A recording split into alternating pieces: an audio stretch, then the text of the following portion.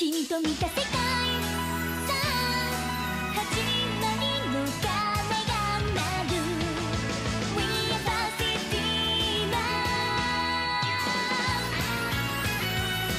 エクスプロージョン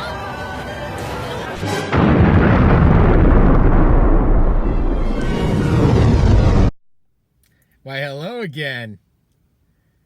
I've done this in a while.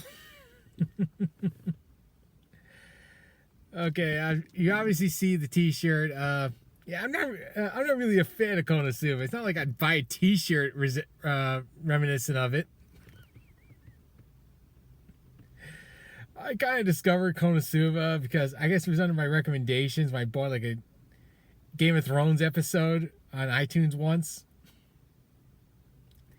Of course, you know, it's not available on iTunes. I thought it was hilarious, the fact it was just basically a mockery of the fantasy genre. Of course, there's also the KonoSuba. I found out there's something called isekai. Isekai is when someone from the normal world goes to a fantasy world. Like, probably the best known is probably Alice in Wonderland. This film was absolutely hilarious. It's probably the best laugh I've had all year. You know, let's face it, I mean, Rick and Morty just premiered, so, yeah. I mean, it was great seeing the cast back, like June, Sora, Ray, back doing their voices.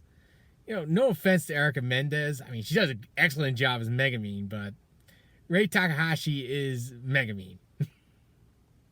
There's no other way to put it.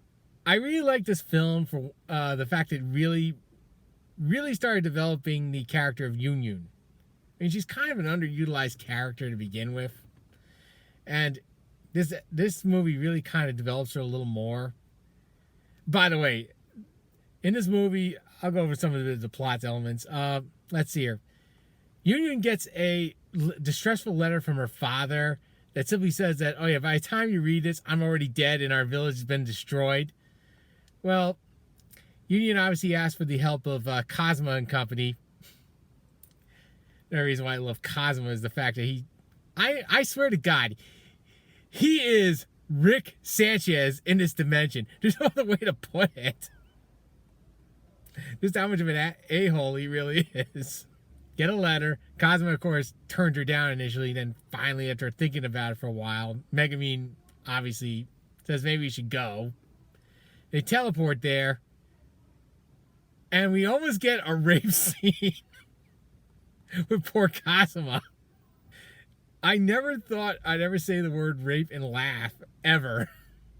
Let's see, I mean, they get to the Crimson Village and they find out later that, oh no, Union's father usually does this anyway. Apparently, you know, they're constantly under attacks by the Devil Kings or Demon King, or whatever you want to call them. His armies all the time. And for all intents and purposes, the Crimson Demon clan basically uses them as target practice. They're constantly just going out and mauling these demon orcs, gremlins, whatever. Just basically turning them to mulch every day. Their leader is Silvia. Well, I'll get to her in a second. Anyway, we actually get to meet Megumin's classmates. We also get to meet her family, finally. Like Komeko, Yui, Shoi Sapporo. I have to say about this, I particularly love this village. Everybody in it, just how over the top these people are. Especially in their reputation and introductions. Like, it'd be like some guys like, my name is Butch. I clean the toilets. There's no Butch in the movie. But, you know, you get the point. I never thought I'd ever see the word tsundere and KonoSuba ever put together, but I do love the fact they incorporate the trope, making fun of it. That's one other thing I love about KonoSuba. It just makes fun of anime tropes all day. Doesn't really care. Yui, by the way, best girl for John Dunleavy. I know that. She actually sets up his Cosmo and her daughter to get along. I'll put it that way. Doesn't go too well. Eventually, we finally get Silvia interacting with our hopeless four. It is weird. Obviously, Cosmo acts the same a-hole he really always is. He ends up actually surrendering to Silvia. And then we get a Ray Finkel twist out of nowhere.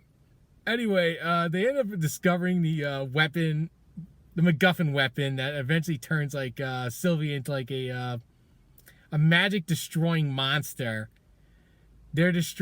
She's destroyed once, comes back. Yeah, I mean she's actually pretty hard to kill. She can actually come back from the dead, so you might want to sit around for that one. Needless to say, I mean the film is about the Crimson Demons, so yeah, Megumin is exceptionally featured here, and yeah, obviously she's the most popular character in the show, so this was obviously the perfect. If you were going to make a KonoSuba movie, this was probably the best arc to go with from the manga or a light novel. And you know, I mean, I really do hope that this film is pretty successful. I mean, after series 2, I was hoping there'd be a third season. Still hasn't been introduced. By the way, the people who produced this was JC Staff. You probably know them from season 2 of One Punch Man. And I know they got a lot of crap about it. Because, you know, let's face it, it's not Madhouse, the second season. The movie was really good. And I mean, the animation, it's probably the best you're ever going to see KonoSuba. Ever. I had a blast watching this film. Now, the funny part about KonoSuba, once again, is if the humor is there, you're probably not going to be concerned too much about the animation, but the animation here is great, and so is the humor. And for that, I can only give this film 1 grade. A. It was probably the best sit I had all year. I mean, especially considering what my last movie was, so... I strongly recommend everybody to go out and find this movie somehow. I mean, this is the last night I think the Fathom Events is offering it. So I recommend you probably see if you can get the DVD or the digital download from someone. Go to Crunchyroll because they're probably going to stream this at some point. Anyway, I got to get out of here, so have a good night.